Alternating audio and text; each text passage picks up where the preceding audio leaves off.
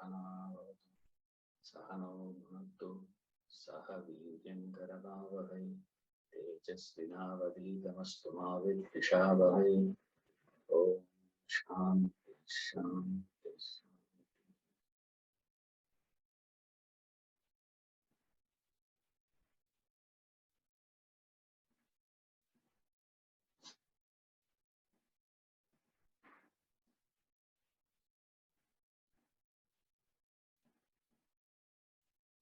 The way we understand ourselves is the limited individual. So anyone were to ask, who are you? Or when I ask myself who I am, the notion that I carry about myself is I am Ishwaran. So my belief is I am Ishwaran. I go on repeating that I am Ishwaran, Ishwaran, Ishwaran, Ishwaran, Ishwaran, will go on and on and on. And suddenly when you come here to Vedanta, here they ask this fundamental question. On what basis? How? No, you are not Ishwaran. You are God. So suddenly we get lost. This is where these two statements needs to be contemplated very carefully. Now all of you have to write it in your own name, okay? For the reasoning purpose, I am using my name. Now you don't write, I am Ishwaran, I am Ishwaran. Don't work. So each one of you put your name there. I am Ishwaran. One side. On the other side, what Vedanta claims, what I claim is I am Ishwaran. The book says I am God. What you are supposed to say is I am God. Now here the problem we face is what needs to be deleted needs to be deleted, what needs to be retained should be retained. Okay. If you write those two statements, what got replaced is only Ishwaran word was replaced by God. Remember that.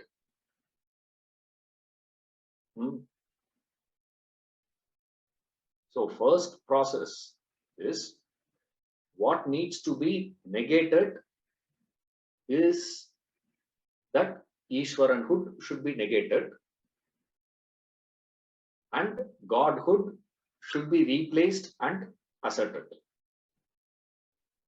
So in this exercise of contemplation, what you are doing is carefully negating that Ishwaranhood.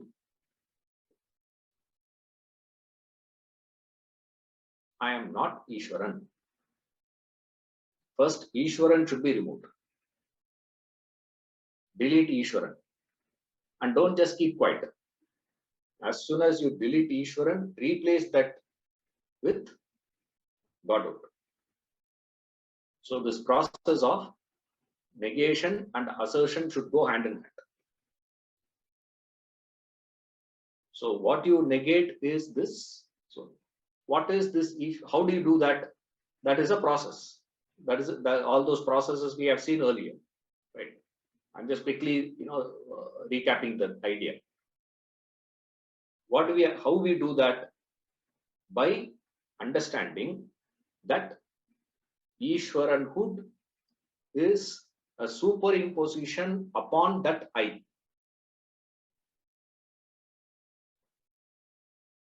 That I is the foundation on which I have superimposed this. I can't say Ishwaratvam. So because of that, in Vedanta also we use that term. So that is why I'm using that English word, Ishwaranhood. Right. This notion of Ishwaranhood And how I define that Ishwaranhood? Ishwaranhood is defined by certain properties, certain qualities. He is of this age, he is of this, color, this weight, this height, this good, this bad, this intelligent, this dull, etc. You can add all those, all that gets added, all that addition is what I call as Ishwaranhood. So, what we understand first is this Ishwaranhood is superimposed on that I. Since it is the superimposition, what are we supposed to do? Negate what is being superimposed and assert the reality. What is that reality? The reality is Godhood. So, remove that Ishwaranhood out of equation and add Godhood in that. This is the process. The victimization with reference to this belief of I am Ishwaran is so deep and so complete. It is almost impossible for us to delete it. Even suspect may not be the case. See, that is the real problem here in Vedanta. The real problem is this for us. It is frightening. It is really frightening to say that Ishwaranhood is just a superimposition. It's not the reality. That's almost impossible. And to claim something which is not known to you. Why is so frightening is because you are asked to assert about something about which you have no idea. Right? You say God, yeah, God.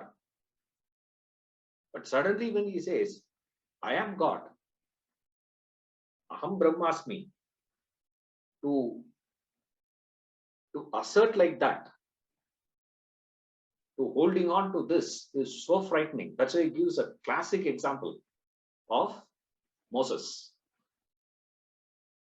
When the voice of God asked him to catch hold of that snake, frightened. What is so frightening there is it's unknown. What is it we don't know? To hold on to something which is not known to you is frightening. Also, parallelly, to lose something which is known is also frightening. It is so complex. You have to lose what is known and assert something about which you have no clue, about which you have no idea. That is why immediately he gives this Petrol example. Now, why suddenly this Petrol example is coming in this in between is when he is asking you to assert about something about which you have no idea. He says, I'll give you some clue about what it could be. If it is there, it should be of this nature. So I'll help you out, says. That's why this idea of what is Brahman, what is God, what is Atman is established, explained. Using that, you will have an idea of what is it, thereby the problem or the fear of the unknown to a large extent will go away. So he gives this one, says, just get up and assert. Drop your Ishwaranhood, delete Ishwaranhood, assert Godhood. And immediately we will say, I don't know God, how can I assert? So he gives the example of these three. God is like petrol, a car. What is the role of petrol in car? Is the role of God in your life. So the prime mover is petrol, same way the prime mover is God. Petrol has no desire, same way God has no desire. And when he says you are God, what does it mean? You see that? That's where the catch is. Suddenly you will realize, oh, God has no desire. Ah, that is correct, sir, understood. But what he's saying is you are God, which means what? God has no desire. Correct. You are God. That means if A is B and C is B, then A must be necessarily equivalent to C. Simple. So how subtly he injects this idea, you see. When you read this, we'll see, yeah, correct. God has no desire. But then he says, you are God. I am God. When you say, I am God, after that, how can you claim I have desire? Isn't it? I want to do, I don't want to do. There is no possibility of such things. You see. Then again he moves on to the next idea. Yes, the differences we see in the world is not because of the petrol. The differences of performances because of the engine and the driver.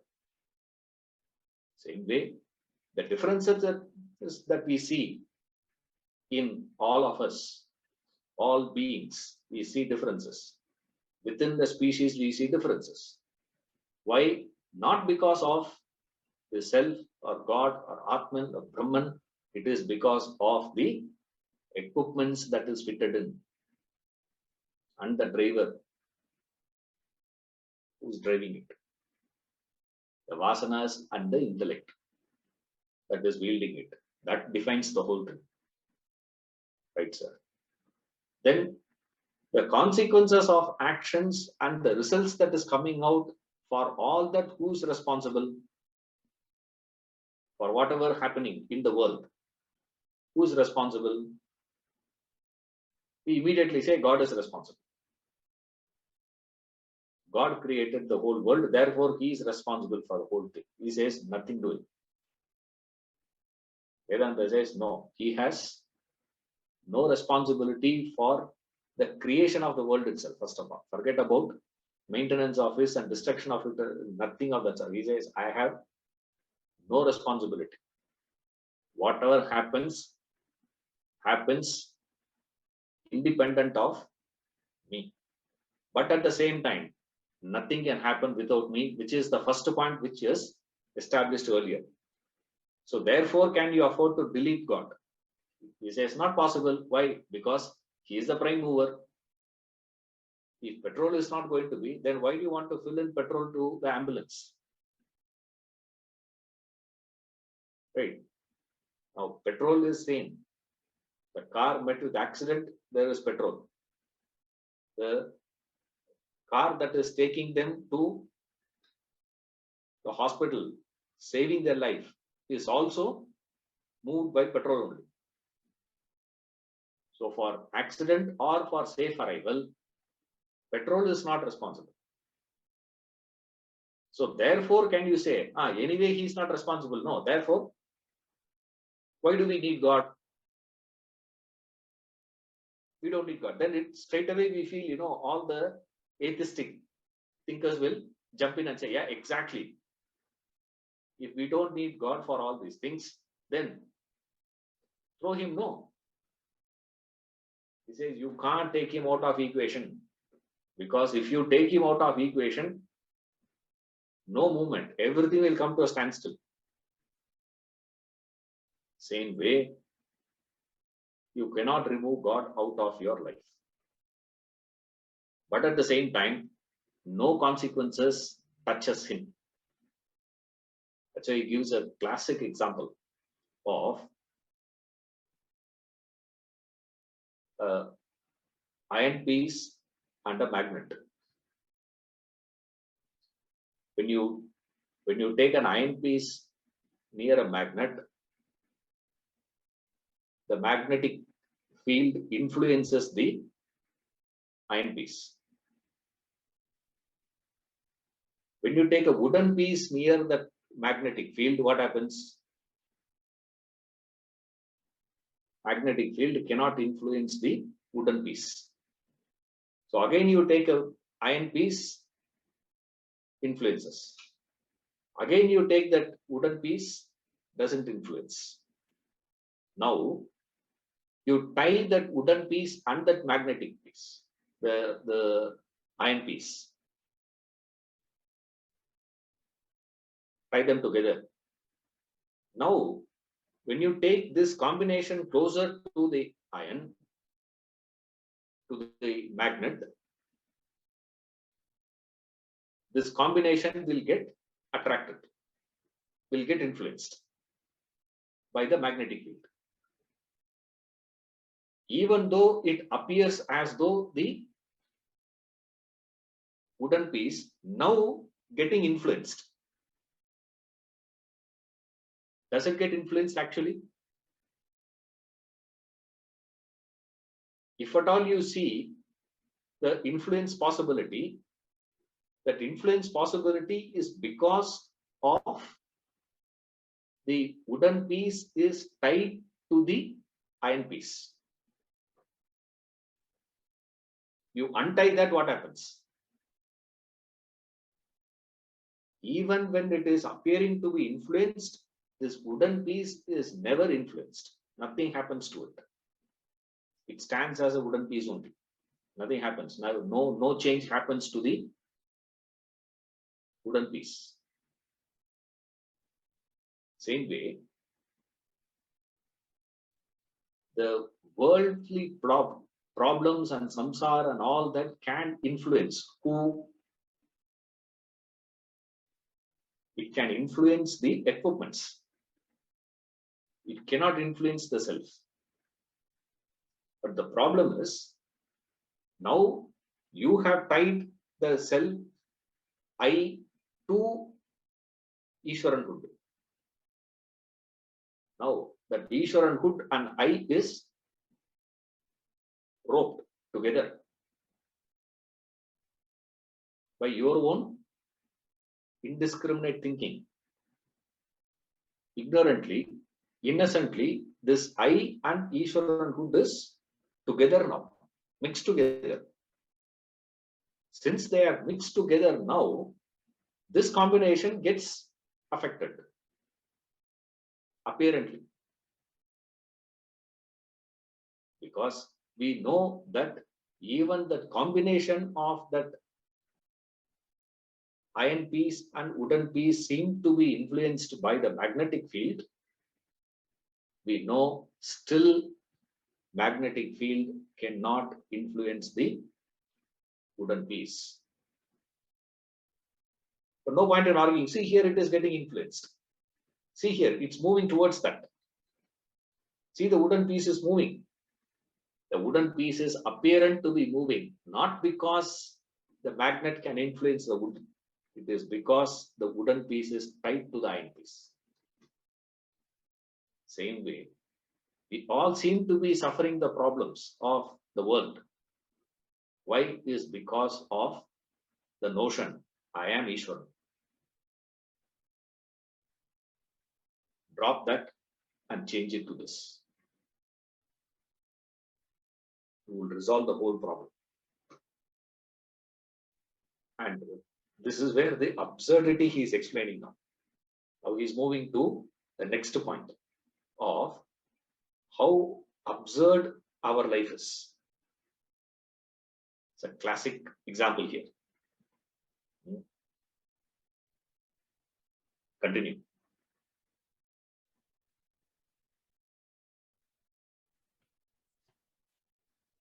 People consider it sacrilegious to believe a human to be God and prefer to humble themselves to the status of bondage and limitation. They are lost in ignorance, remain blind to truth. It is false to believe yourself to be a mortal living a constricted, restricted life. You commit sin when you do not proclaim your immortal self, when you deny yourself its divinity. Therefore, gather up all your courage and conviction and face the stark reality. Renounce the false world. Pronounce your real self. Cry out to one and all, I am God, Aham Brahmasmi. A man met with an accident. His new limousine was smashed. The same evening, he returned to his house and threw a party. His friends were reveling. No one knew the cause for his celebration. As the party was going on, a few were curious and inquired. The man told them what had happened. Perplexed at his reply, they asked, Your new car is smashed and you are rejoicing? He nodded. You get me wrong. No doubt my car is destroyed, but I am saved. Only my vehicle is gone, but here am I, hale and healthy. Try to get the message from this simple narrative. Examine where people focus all their attention. Everyone is glued to one's body, mind, and intellect. None turn towards the self within. All you care for is your material equipments. You have no interest in the self. You save the vehicle at the cost of your person. This is preposterous. You lose your imperishable self and hang on to the perishable matter layers. What a blunder you commit in this choice, and yet you're blissfully unaware of it, much less concerned. It is a wonder that you have lost sight of your inherent divinity, forgotten your immortal self. It is a strange oblivion. Pull yourself out of this slumber. Awake, arise, assert your real self. Be yourself. You are God already. Fascinating example. We are all concerned about what? You're concerned about the vehicle is smashed. But you are saved, right? Should you rejoice that, or you should get dejected?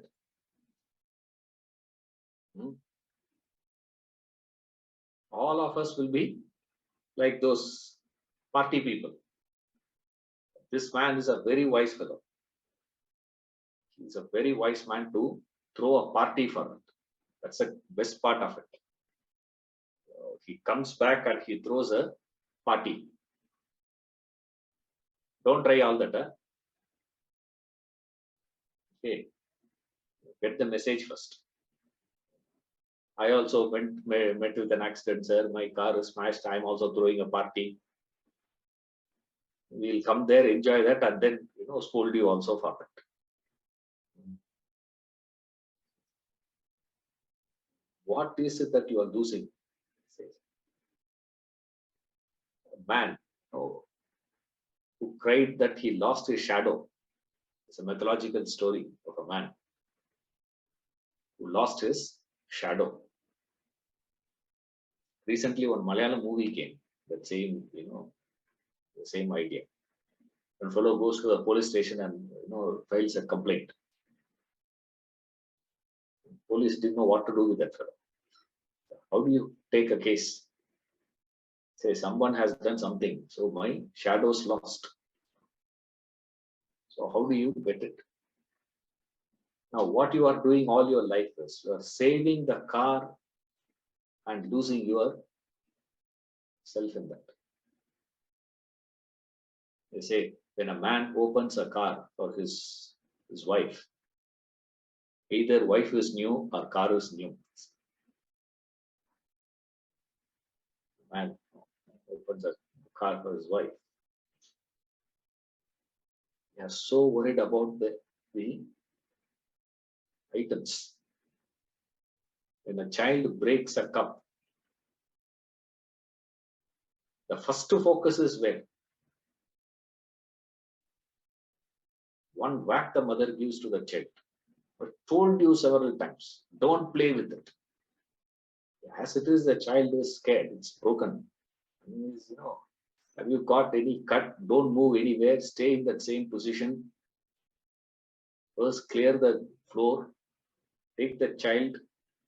Focus is not on that. Between this and the body, between the welfare of the body and the mind, which is more important? See, between the material and the body, which is more important? Is material important or body important? See, look at your own house.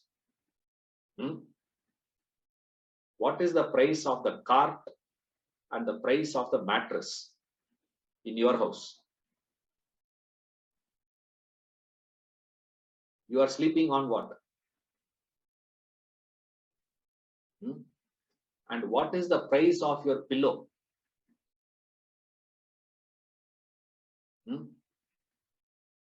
The car that you travel from one place to another place, in which you are going to be sitting only for how many hours a day? Even inside Bangalore also, you have to move from one end of the city to another end of the city for a job and come back. Still, you will be spending maximum of 4 hours, not more than that. The pillow on which you are going to be resting your head, you are spending average about 8 hours. How much you pay for that? How much you pay attention to that? I'm not saying immediately you have to buy an expensive one. That's not my point. Right? Expensive one doesn't mean anything. No, immediately I'm not asking all of you to. Now, do you change that? Huh? What is that? What is the condition of the mattress? Do you change that? How much you pay for the cart and how much you pay for the mattress? Your body is going to be resting on what? On the cart or on the mattress? Your head is going to be resting on the pillow. You're breathing, right? How much you pay attention to that? See, this is called prioritization. See, that's what he's explaining here. When we are not able to prioritize things like this first, like I tell people, you call fellows to clean the car inside or outside. Inside cleaning happens once a week. If you are having a very good people to take care of your car. But everyday cleaning happens outside. Now, where are you? Are you inside the car or outside the car? I'm not saying keep the car dirty outside. That's not my point. The effort that you put into clean outside versus the effort that you put into clean inside. Brushing your teeth.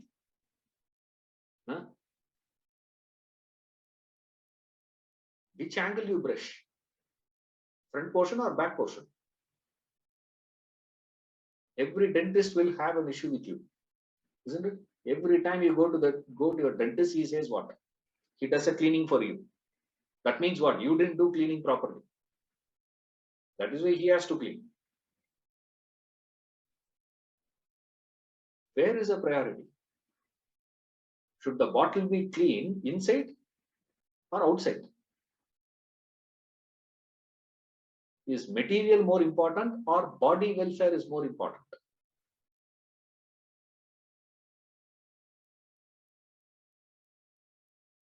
Now, body welfare important or mental welfare important? What sort of an emotions that you are entertaining? Impulsive. Impulsively you get angry, but impulsively you never become charitable, no? Very interesting. People say, sir, he's a very impulsive person. Impulsively you get angry. Like that you get your anger. And they say also, sir, he gets angry quickly and anger also disappears quickly, sir. He's a short-tempered person. He'll get angry, he'll forget anger also. As long as you are getting angry, you will forget it. What about the other party?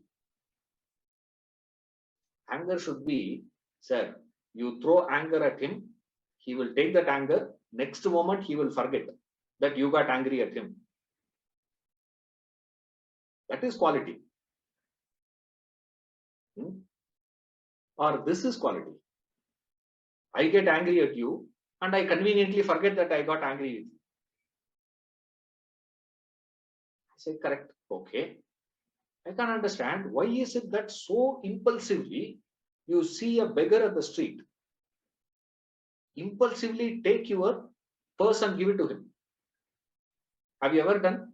Any one of you raise your hand.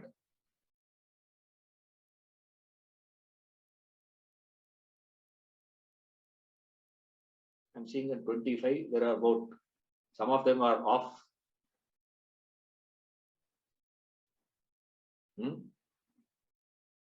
Empty purse you will throw. Yeah, I also did, sir. When month end, I want to change my purse, at that time I gave. Why is it that we are not getting that? Impulsively, I just gave. I saw one of my friend actually in front of me, right in front of my eyes. Not now, this is ages back. We're just going out and unknown fellow, he is not a close friend or other friend or anything, nothing. We went to another fellow's house. This guy came with this new t-shirt. From his house, he came in a cycle with a new t-shirt. I'm saying in 92. 91, 92, I'm saying. But those days, purchase shirts and all that, t-shirts and shopping and all that we do once in Diwali. That's all. Not like weekend purchase and all is not done. Nowadays they have this, depression. Whenever you are depressed, they go for shopping. I said permanently we have to be in the mall only. Weird fellow. He came and we all went to one of our friends' house. He has called some of his friends. So someone was sitting there in the house. That boy just commented, "Hey, t-shirt nalagada." It's so nice. No second thought. Tuck that fellow, removed it and gave it to him. So take it. Just removed the t-shirt and gave it to him. That's it. He said, "Hey, don't." We all thought, he got angry. First reaction of us, we can't understand his quality. We can think only our level. His generosity, we can't understand. So we thought he got angry actually. He said, "Hey, you're getting angry." That will just said no. He said, "No, he likes it better than me. Let him wear it. No, he will enjoy." Now, next time I was telling him, he recently he called me, said, "I got a car. I'll tell you, you got a new car, no good car. Very nice car you have." A tuck you give. That's impossible for impulsively. Can you give? Yeah, we give, but suddenly that searching happens, no?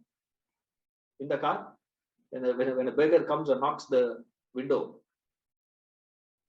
we start searching. We search for the coin, which is the smallest denomination coin. 1 rupee, 2 rupees. And a fellow, some of them, it's also very interesting. One fellow will give 10 rupees and look at everyone around. After giving the 10 rupee note to the beggar, he will look around. Is there anyone looking at him? Fascinating beings we are. Yes. Between your physical well-being, your mental well-being, from mental well-being to intellectual well-being, which is of a higher importance. One wrong thinking is enough to destroy all that you have created in life. your 25, 30 years of slogging simply just vanishes because of that one wrong thought, one wrong belief, one wrong notion is enough to swallow everything. Do we consider that? Between your intellect and your being, which is more important? Between the material and the physical, between physical and emotional, between emotional and intellectual, between all this and your being. Put your being on one side, all this on the other side. This is what Krishna gives symbolically when Arjuna and Duryodhana approached him for help, assistance for the Mahabharata war. Both of them approached Krishna. They said, we want your help. So Krishna said, okay, I'll offer my help to both equal. So both of you have approached me, I'll help you out both. So what I'm going to do is I'm going to divide two things. My entire army fully equipped to fight the battle. On the other side, me alone standing, I will not take up arms and fight. Now decide. Arjuna wisely chose Krishna. Duryodhana was so happy that he got the entire battalion. Now you know the result. Krishna, without taking up arms, is far, far, far more powerful and valuable than the entire battalion of Krishna. This entire Yadava battalion, one full Akshavani he gave. Narayana Sena, that is known as. Their army name was that. Narayana Sena. Invincible there. Such a powerful army is of no use. You are saving what? You are saving the car, destroying your. That's what we all do. Man says, the initial stages of life, man goes on at the cost of his health, he makes his wealth. And the later stage spends all the wealth to protect his health. That's all you are doing, your life is. Pathetic life. Why this is the case? Because we don't understand what is perishable and what is imperishable. Get that. Don't lose that imperishable self. That imperishable nature of yours. Don't lose that. But now he is moving to the next idea. The next idea he is moving to is, sir, God is infinite, correct? But what about us? We are all finite, no. He says, no, it is not possible. Because, go back to the same example, rope and snake. The properties of the rope should be reflecting on that snake also. Faithfully. It is impossible that the properties of the rope is missed in the snake. It will reflect. Perfectly it will reflect. Exactly the same will be seen here also. So, if God were to be infinite, then world should be what? Now we cannot say world is finite. World also should carry that infinitude. And that's what he's explaining. How that infinite is standing appearing, hiding, whatever words you want to use, in the finite. So now what he is explaining is that. So if you say God is finite, what about me then? What about the world then? So immediately we'll say world is finite, God is infinite. Vedanta says no. If world is superimposed upon God, if world were to be created by God, then there is a possibility, isn't it? There is a chance. World can be finite, God can be infinite. But Vedanta says no. God did not create the world. World was superimposed upon God, which means the reflected one should be carrying the properties of the original. It cannot be other way around. It cannot be any other way. So if that original were to be having, if I go and stand in front of a mirror, the mirror will reflect my face. Right? It will not reflect your face. Suddenly it will not show your face there. It will show my face. Once I move out and you go and stand there, the mirror will reflect your face. So the reflected will be resembling the original. The resemblance of that will be there. If the original is infinite, then that infinite should be in the finite also, so called. So what we call as finite, Vedanta says no, what you call as finite is infinite. What you call as Ishwaran is God. Same way, what you call as finite world is infinite. And he is going to explain how that infinite is seen, how it is standing in the finite, so-called finite.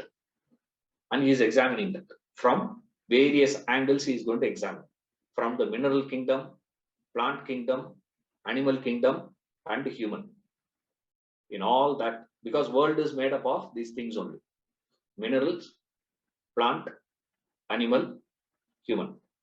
So these are the four aspects is there in the world. So he's taking up each one and analyzing it and establishing, yes, how each one works.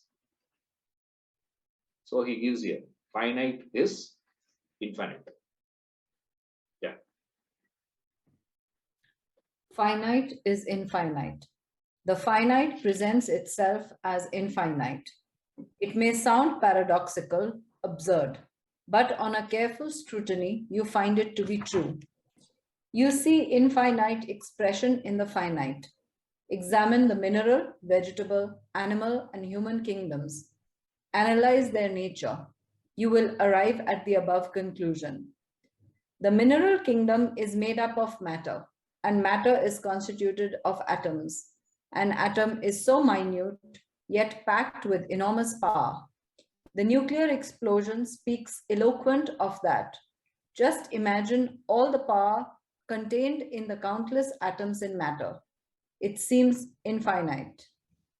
In the vegetable kingdom, also there is infinite expression. A single seed can generate an endless chain of trees and seeds. Sow a seed in the earth, it grows into a tree. A tree produces numerous seeds. These seeds in turn can produce countless trees and seeds. The chain goes on endlessly.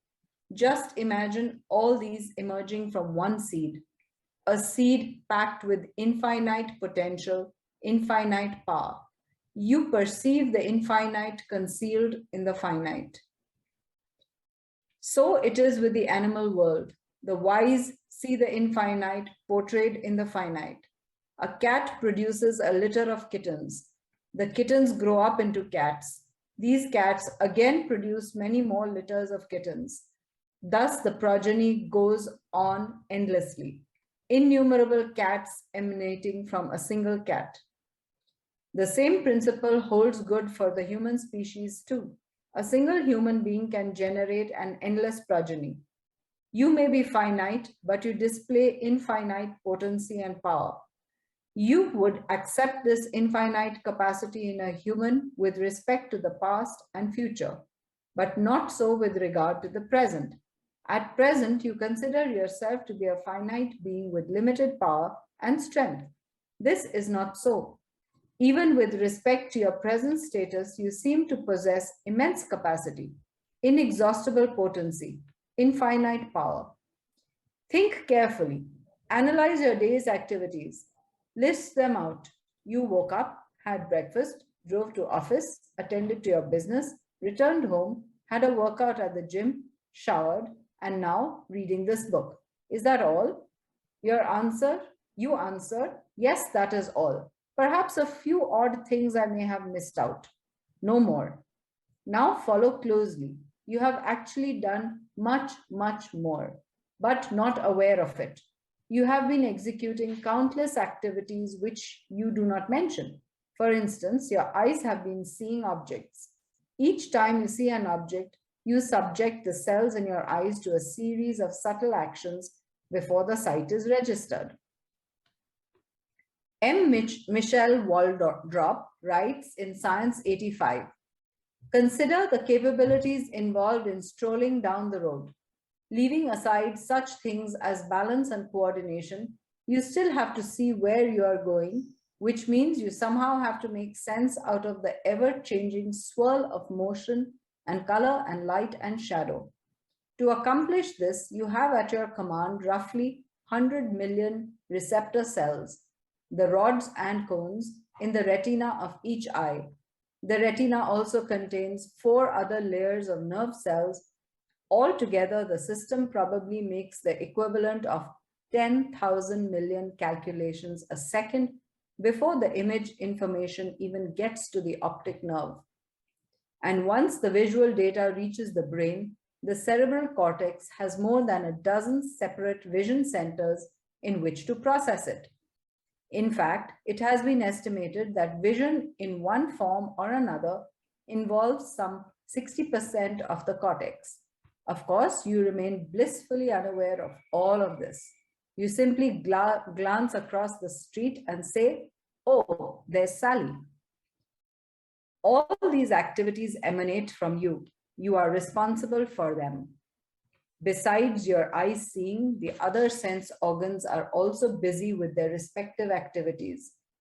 They are again innumerable, countless. These activities are all yours. You have produced them. Furthermore, your mind entertains numberless feelings, emotions. You produce each one of them.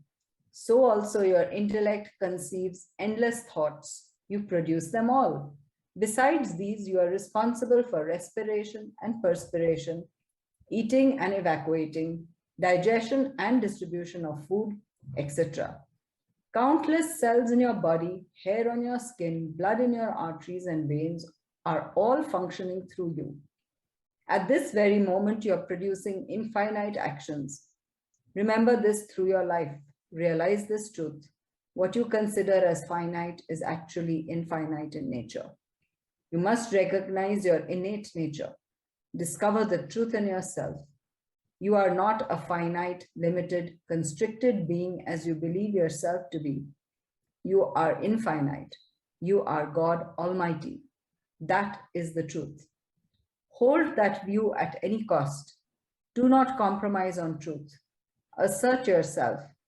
I am all. I am everything. The microcosm and the macrocosm are in me. I am infinite. God. Gives various examples, taking one after the other. Now we can go on adding examples to it. Now we can, after knowing this, we can keep on, building ideas. Now what he is doing is he is taking 2 stanzas. First one is he is giving those examples. Then he himself raises the doubt that we will have or the objection that we will have towards what he's saying. So that infinite potential, what all you are talking about is with reference to the past and the future. Father, father, father, father, father, son, son, son, son, son, son. It will go on. So that will keep on going. Next one, next, it will go on. Like that we have, tree seed, tree seed, tree seed, tree seed. So from one seed, you will get so many things. Like if you take this mustard, such a tiny one. What is interesting about each one of them is, what is the implied message here is, the 1000th one and the primary seed. Seed, tree. From the tree you get a seed. That seed, tree. Seed, tree. Seed, tree. Seed, tree. Tree, tree, seed. Tree. Goes on. If you go to the 1000th one there, you take that seed.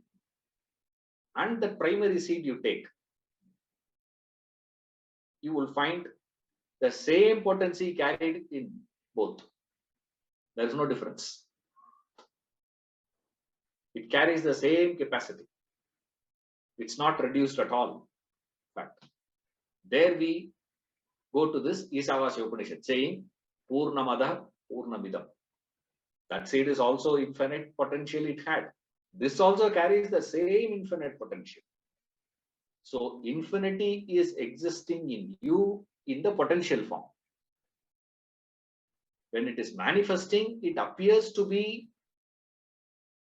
manifesting in the limited form because of your restriction of time and space. Because you see through this frame of time and space. Therefore, it looks finite. But factually, if you take that as a potential form, it is infinite. That he establishes. Then we will say, sir, all that is correct. Right now, I am finite. No. There is in the manifestation, there is infinity. In the potential infinity, everybody agrees. Even this motivational speaker will say that. You don't need a philosopher for that. You don't need Vedanta for that. A motivational speaker will give you that idea that you have this infinite potential in you. Now, Vedanta is not asking that. Vedanta says this fellow, this Puru Pakshi will come and ask. He'll say, sir, we don't want your pep talk. Okay. Facts. Discuss the facts and the ground reality. On the ground, there is this infinite. Because you only said no. The finite should be reflecting that infinite. Since you said that, prove it in the present. And that's where he takes that one example of your eyes registering a sight. A journal written by Mitchell Waldron. Oh, unbelievable book.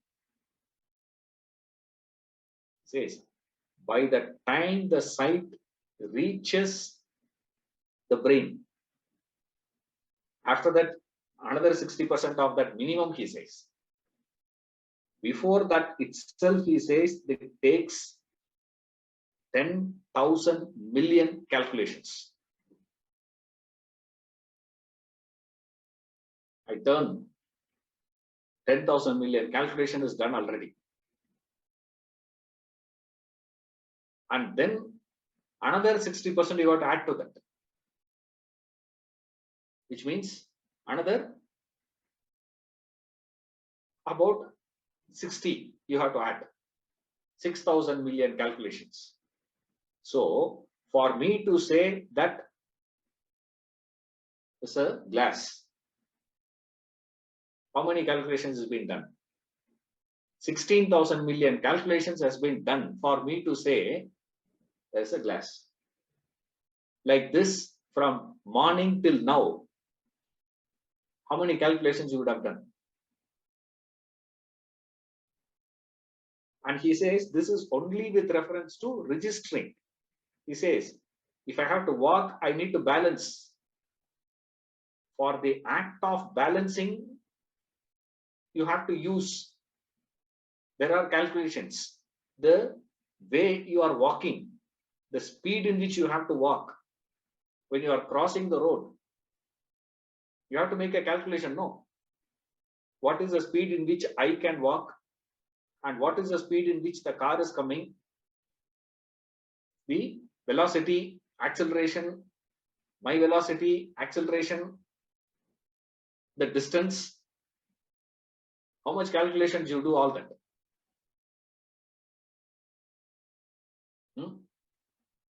Imagine you have to account what all you have done, all that you add in a day, and multiply that by the number of days that you have lived. What will be the answer? How much you have done in life. It's unbelievable number. You will say, sir, we cannot calculate, impossible. No, even the supercomputer will collapse. Cannot make so much of calculations like how much a human can actually calculate. And then you have to add, he says, you have to add your emotions dimension, then you have to add your thought dimension. This is only physical dimension. What he has presented here is only physical dimension. And this much of research and this much of investigations and this much of sophisticated equipments for us to identify the emotional dimension and intellectual dimension is not available with us today in the market. The science has not developed so much to decipher all that. Then we have to go beyond that. Right? He says he's not talking about beyond also right now. He's only talking about the equipments. One human being's equipments. Now imagine that you have to take that into account of all human beings' activities. How much it would be. And then you say world is finite.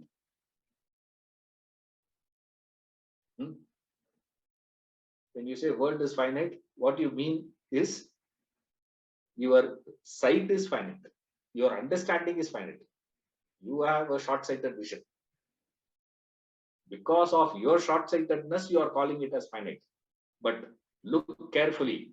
The world is infinite. You are infinite. What is the proof? This is the proof. Say, you are God. I am God. For you to assert, we'll always ask this question, sir, how is it possible that I can be God? Because to claim that a human being to be God, we feel it is sacrilegious. How dare you call yourself to be God? Nonsense. Vedanta says, don't get excited. Relax. Think carefully. What is the quality that you are attributing to God? Infinite. If you say God by nature is infinite, we find that infinite is reflected in you also. Correct? Then, logically, what you should be then? How else to call you? Sir, the one who is wearing a kurta and a mala in the meeting is called Ishwaran. Right? I can't say just mala because Bal Subramanian also has mala. So he will say, I am also Ishwaran. So there will be a contention. That's why I said Ishwaran with this. He is Ishwaran. Then I say, I am Ishwaran. How dare you say you are Ishwaran? You say, hey, what is this description given? Description given is The one who is wearing a kurta and a mala is Ishwaran in the meeting, in the room. If that is Ishwaran, then I am the one who is wearing it. Therefore, what I should be called as? Same way, we say God is infinite. Now, the moment we establish you as an individual is also infinite, then what you should be called as? God only, no? What else you can be called as? Is it wrong to claim that? Only problem will be to say, I am God, you are not God. Then correct. Isn't it? Then yes. I am infinite, but you are finite. No, no, no. That's where Vedanta comes and says, no, no, no. You are Brahman already. It is not that you are going to become Brahman. You are not going to become God later. You are God already. It's not that you are going to gain Godhood. You have forgotten that you are God. I am here only to remind that you are God. That's about it. After getting Vedanta only you are going to become. No, it's not like that. Same way. Only problem we face is this. As a Ishwaran is God, is where the problem will be. No, Ishwaran is not God. I am God. So what you have to do? Remove that Ishwaranhood and add this. This is a different from the example that I gave. Okay, don't get mixed up. The one with kurta and mala is Ishwaran is a different example. Okay, so don't get confused. That's why I'm repeating again. Because we started the class with this idea. So now suddenly I gave, it's like I am Ishwaran. This example is only to establish what?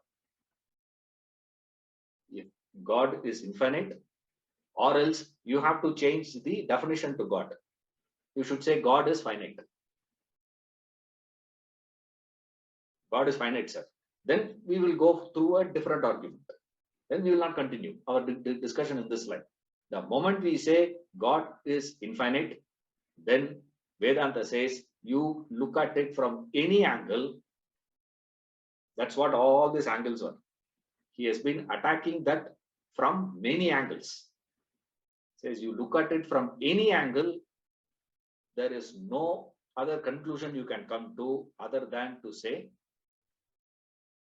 Aham Brahmasmi.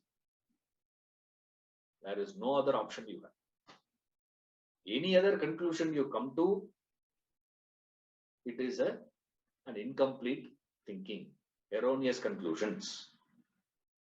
Your thinking is wrong and your conclusion is wrong.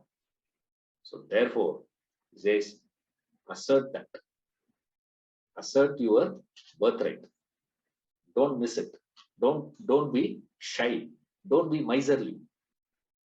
Why do you have to be miserly in claiming your birthright?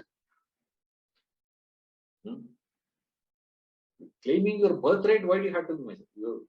Giving away, you can be miserly. Understandable. In claiming, why do you have to be miserly? It says, claim that. I am that infinite. I am God. I am infinite. I am God. Just for the heck of its sake. Doesn't matter. But don't tell that, only I am infinite, you are not. Okay. That's where problem will be.